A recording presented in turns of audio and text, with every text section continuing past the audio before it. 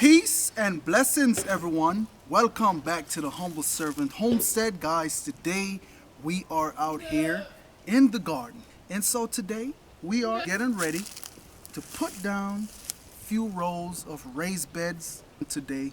Now, one of the things that I want to stress to you guys out there, if you don't have a garden, okay, get one going. Okay, I don't care whether you have acres and acres of land, a small little piece of land, a big piece of land. I can't stress it. Get out there and get in the dirt. Go and plant something. Spring is approaching, guys, and so go outside and start cleaning that area. Start getting it ready. Whether you have to go outside, throw some tarp on maybe some grass to burn it down till springtime is here, do that. Get it ready. So that's what I want to talk to you guys a little bit, just to motivate you guys to get outside, because now I don't know if y'all have been in the stores lately and see what is going on in the stores. It's not looking pretty, okay? And so that's why I'm stressing that moment right now to get your seeds started, get your grounds ready to plant for springtime. Well, no further ado, we are in this garden here getting ready just to prep this area right here to lay our raised beds down. Now what we're going to do, we're going to go ahead and take these trees out. Don't know if you guys remember, these are plum trees. When we moved here to this property, yes, these plum trees was here. As time goes on, we just realize that they are in a bad spot.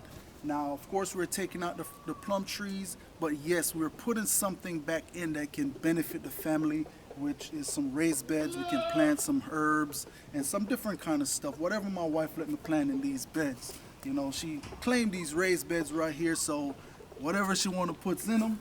But nonetheless, guys, just be ready. It's going to be a little bit loud. We're going to take these trees out, take that one out, but remember, these trees right here, I'm not throwing them away. I'll show you what I'll do with those trees later on.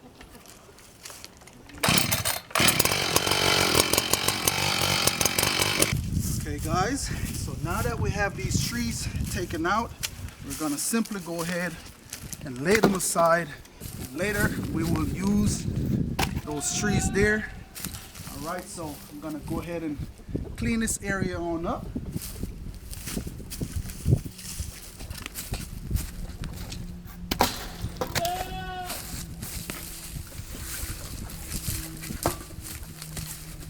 Okay, and so I am back.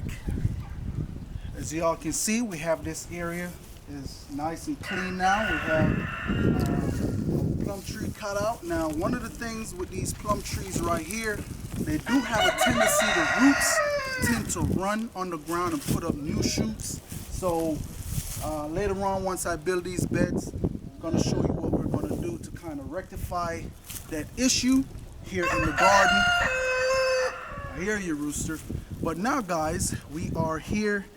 What you're going to need to build these raised beds here, you're definitely going to need some strings, and also you're going to need some stakes to put in the ground to run your lines. But nonetheless, instead of me telling you, let me go ahead and show you. Now, right here, if you can see right here, I already have a line running on the ground. Now this right here is a real nice straight line, and also it's all up to you and the size of a raised beds that you need in your garden. You can have a raised bed anywhere from 1 foot, 2 foot, 3 foot on up to 4 foot. Okay, if you go over 5 foot, it's gonna be a little bit tedious for you. Now I do have some 5 foot raised beds in our garden. I'm long enough so I can reach in and do what it is that I need to do. Okay guys, so what you're going to also need, you're going to need a tape measurement. Now my rows here today that my wife wants, of course I talked to her a little bit to see the specs and what it is that she need in the garden. But guys, this right here that you're looking at is our walkway, and our walkway is right at about 3 feet wide, okay? And 3 feet wide. Now our rows right here, our rows are 4 foot wide, okay? And so right now, what I'm going to go ahead and do, and of course, like I said, you do need some stakes, okay? What I went ahead and did, when I measure my row, I get the 3 feet. Now right here where my line is running, you want to move your stake back a little bit, and I'll show you why you need to do that once we get ready to run these lines, okay? So stay tuned, guys. So right here, guys, I have my stake. Now what I am going to do, I just made a little knot, put that knot over my stake. Now, do you see this hole right here? This is where your post, your corner post is going to be going, right in this area right here. And I'm simply going to go ahead and bring it on down to the next end.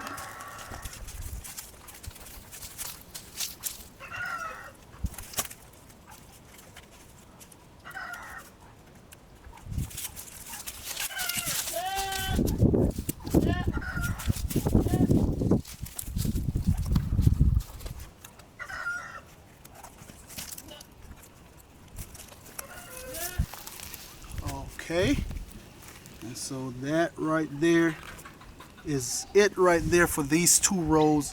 Now I do have another row over here that's going to be a little bit different, okay, because I have to make it to where I can get my wheelbarrows in and out this area here. So it's a little bit different, guys. Now one of the things that I want you to do real quick is just to give them a shot close up what it's looking like. All right, so this right here that you're looking at, this is what the bed is going to be in this area here. And right over here is the walk space, and also another bed right here, and over here is a walk space. Okay, now what I'm going to go ahead and do right now is cut our posts.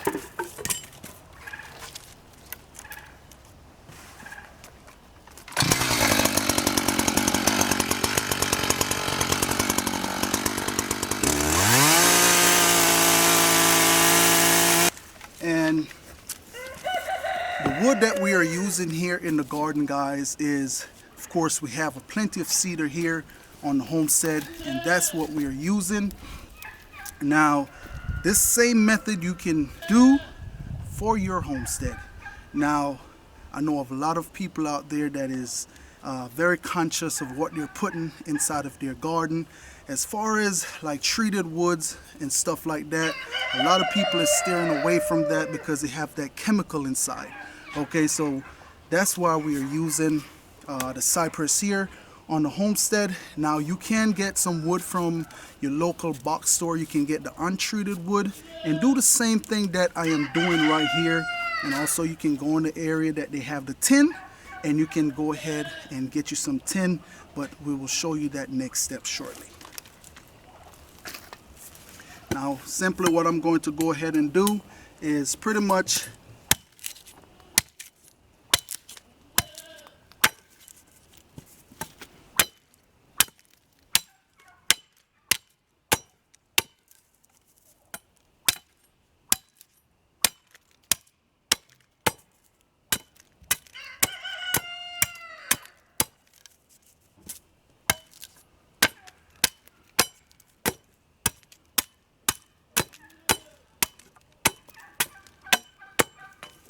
and that is it right there, guys.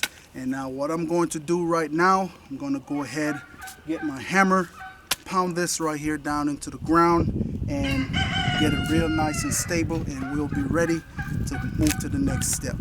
Okay, in this corner where we will be putting our posts, and you just want to make sure that you got it real nice and lined up.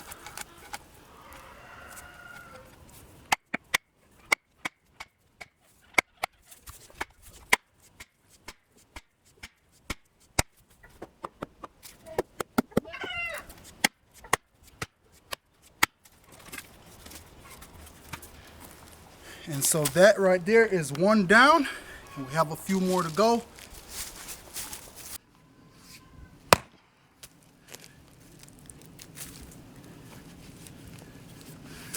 Okay guys, and so far that's it right there for putting all of the posts in. Now what we're going to go ahead and do, we're going to go ahead and cut some tin. Okay guys, and so here we are with some tin, and this is what we will be using to build our raised bed. Now I'm going to tell you the reason why we are using tin here on the homestead to build our raised bed. One of the reasons why, this tin right here will last a long time instead of using untreated wood. The untreated wood depends on what variety of wood you get. If you get cedar wood, it may last for a long time. If you were to just get some pine and put in there, it could last you maybe anywhere 2 to 3 years. Now this tin right here will last for a long time, and that is why we are using them in the garden. There's no chemical being leached from these tin here, and that's something you should look into when you're getting ready to build your raised beds. Okay, so no further ado, what we're going to go ahead and do is cut our tin in half, just like this one right here. Now this right here is 10 1/4 inches, and that is what we're going to be doing on the same one right here. Let's get into it.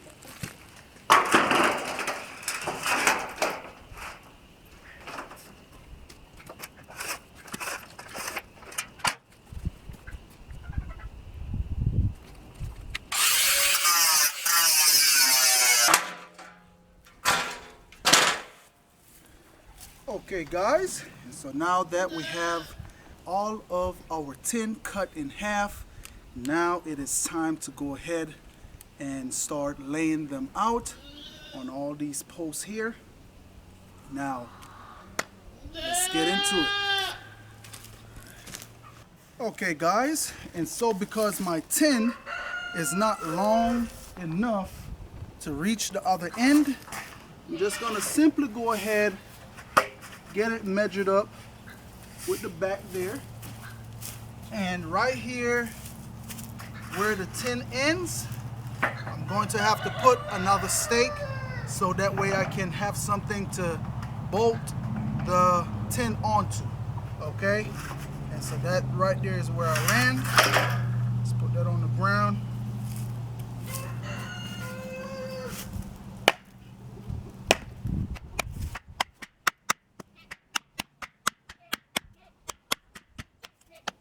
That's it right there. Now, what I'm going to go ahead and do is take up all my, well, tell you what, we'll leave them on the ground. We'll work around them.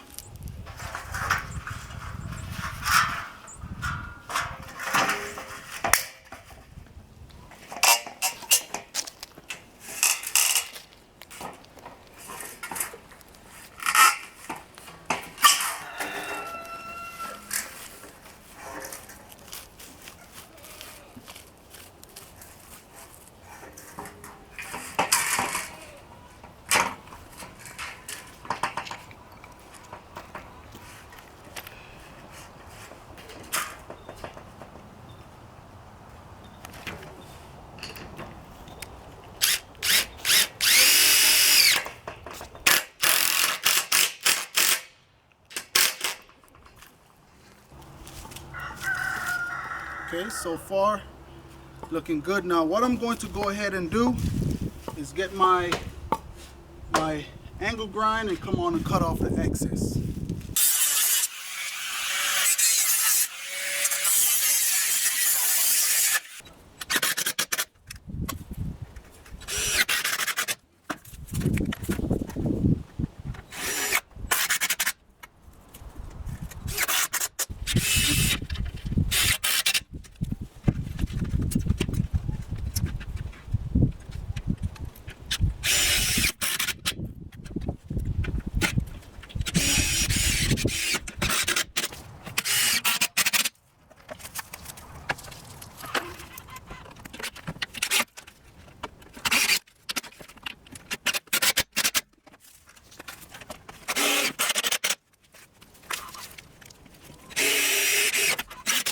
Okay, and so far that is one side down, and I'm gonna go ahead and finish up the other side, and then I will bring you guys back shortly. Stay tuned.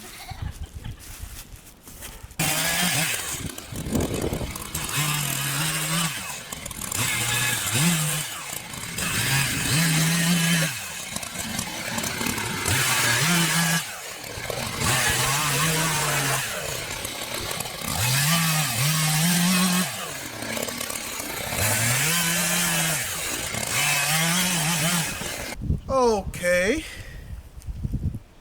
and that's it for the raised bed in the garden here. Another chores out the way on the homestead, guys. I hope you guys enjoyed the content here today, and like I said, it may not be the exact way how I build these raised bed here. There are plenty other different ways out there to build raised beds. We're just using what we have here on the homestead to build our raised beds so they can last us for a long time, guys. But as spring get here and we get ready to plant these beds, we're gonna bring you guys on in and show you all how we're gonna go ahead and fill these raised beds here. So look forward for that. Maybe put it in part 2, maybe, don't know, or maybe just a whole complete video. But nonetheless, guys, that is it. Looking good so far. You like it, baby? That's all that matters. But y'all know that is it. Guess we can't get it no better than that. Just want to say thanks to each and every one of you guys out there for stopping by the Humble Servant Homestead. And like I said, guys, spring is on its way. Get outside. Get your hands dirty. Start prepping your garden for spring. But nonetheless, you like the content you guys got here today, go ahead, throw that thumbs up, like, subscribe, and share this video with someone out there. Just want to say peace and blessings to each and every one of you guys out there. Have a blessed day.